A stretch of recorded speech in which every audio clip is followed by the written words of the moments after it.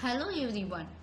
Today this topic which we are going to discuss is actually a knowledge on availability and applications of second law of thermodynamics. So in this video we'll be discussing about this course outcome 3 which has a level K2. So what it is actually this principle of increase in entropy. This is high and low grade energy. I have discussed this actually, high and low grade energy. What we call it as high grade energy is one which can, while we are converting from one form of energy to another form, will have maximum efficiency. Okay, normally you can take it as electrical energy will be of this category only. As you can consider this turbines and all, you will have no very well, isn't it? So you have turbine outputs. You can see that thermal energy is low grade energy, and we cannot convert fully into this output. Okay, and again it will be less than 80% only. So that we'll be discussing. We have discussed this and we will be discussing this availability, what is irreversibility, everything. So what is actually available energy? So there are many forms of energy, but what we do is all energy cannot be converted into work, right? So we are dividing this energy into two parts. One is called as available part, or another one we call it as unavailable part. So this available energy we call it as exergy. So this is the maximum portion of energy which could be converted into useful work, okay, by the ideal process. So this system, what it is actually dead state. What can you call it as dead state? Say actually you consider you take a cup of coffee, right, and you place it in your tumbler or any other vessel. What happens? This is very hot, right? So what will happen? This hot tea or coffee will be liberating heat to the atmosphere. After certain time, you can see that the temperature will be remaining constant, since because it has come to a dead state. Okay, it's a state of equilibrium with the earth and the atmosphere, the system and the surroundings. It has been a dead state. Okay, so this what it is available energy means it's a maximum portion of energy which could be converted into useful work by ideal processes. Okay, unavailable energy, or otherwise we call it as energy, is the portion of energy which could not be converted into useful work and is being rejected to the surroundings. So a system will have different pressure differences and different atmospheres, okay, and we can also heat can be transferred into a cycle and we can get the work. But when temperature and pressures become equal to that of the earth, so transfer of energy ceases, right? And although the system contains internal energy, this energy is unavailable. You can't convert that into work. You can't get that work energy. Okay, that's we call it as unavailable energy. Similarly, what we can say is available energy means that latent capability of energy to do the work. Okay, this can be applied and we can get the work. So the theoretical maximum amount of work which can be obtained from the system at any state P1 and T1 when operating at constant pressure and temperature P0 at T0, that is the universe or surroundings. That's we call it as availability. So here we have the concepts P0 and T0, P0 and T0, which we are not used in the previous units. Okay, we have discussed, but in we will be discussing more here. So a change in the Helmholtz energy is a maximum work that can be obtained when the system undergoing a reversible process whilst remaining in temperature equilibrium with its surroundings. Okay, what will happen if an Helmholtz energy is decreasing? It will denote there is a increase in entropy. Okay, a decrease in entropy corresponds to the increase in F. So hence the criterion dF will be greater than equal to greater than 0 is set for the stable process. So what happens? This Helmholtz function, you can say this Helmholtz energy is actually this criterion corresponds to work being done on the system. For the constant volume process in which W is equal to 0, dF will be equal to 0. For reversible process, F1 is equal to F2. For all other processes, what will happen? There will be a decrease in the Helmholtz energy. Okay, so the minimum value of Helmholtz energy will correspond to the equilibrium condition. And next one we will be seeing Gibbs function. System A, what happens? Volume delta V is changing, del V, while it is performing the work on the atmosphere. How much it is? P1, P naught into del V. So P naught is the pressure of the atmosphere. So what happens? This work detracts from the work. What we have done already, it is being deracking here. So maximum work will be W is equal to del W net minus P naught dV. Okay, so what happens, this Gibbs energy will be quantity H minus Ts. This is called as the Gibbs energy or Gibbs potential or Gibbs function. We can call it by any other names.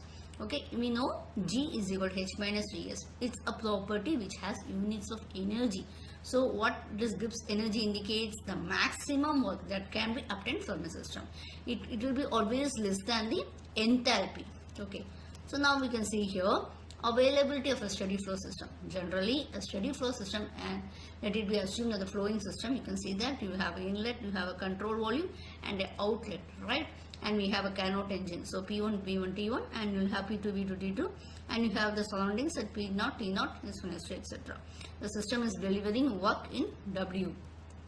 Oh, now what I am having a steady flow energy equation, U1 plus P1, U1 plus this way. What happens? We are neglecting kinetic and also the potential energy changes. So we get H U1 plus P1 V1 minus Q is equal to Y minus Q, because the heat is lost. Okay, and we get work. So I am putting it as this is minus and plus.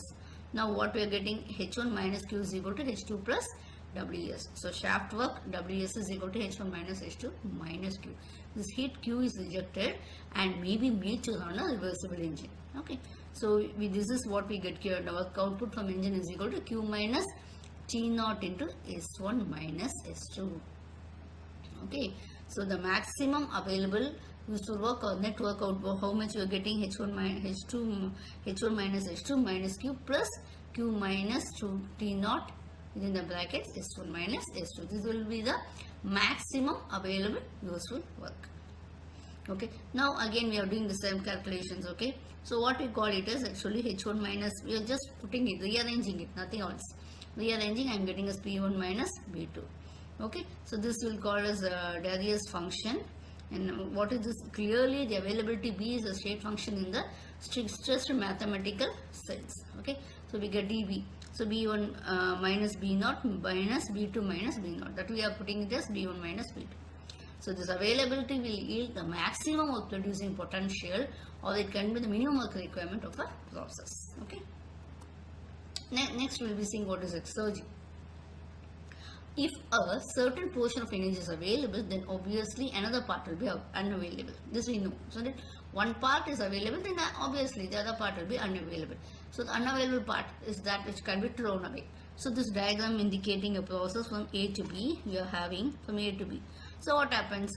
This can be considered as one infinite steps. We are having 1 to M, N, 4, 1. Okay. So what is del Q means? Heat transferred into the system, and del QO is heat rejected from the system. Del Q naught.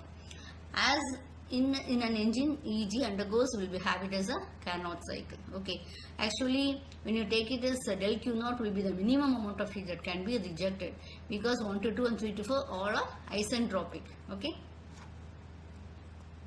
So this is a graphical representation of available energy and irreversibility. See here you can see what it is. This is a thermal reservoir, QHW we are getting as output, and again this is heat rejection. So we can see that this is a heat engine, right? The available energy flow is equal to EH is equal to QH minus T0 into delta S. So what it is actually, W is equal to QH minus Q. This we have seen in the second unit itself. Now we are calculating the available energy. What is irreversibility?